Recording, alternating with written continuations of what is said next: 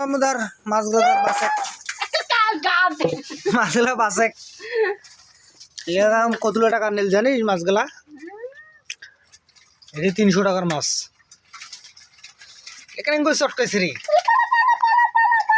কাটো ভালো করে এলা কাটি টাটি জব টব করি এলা রান্ধ তো ভাত খাবার লাগবে না আব্বু। এ আব্বু নি কাটেক না কাটি ফির দেখেছে ধরা যাচ্ছে না।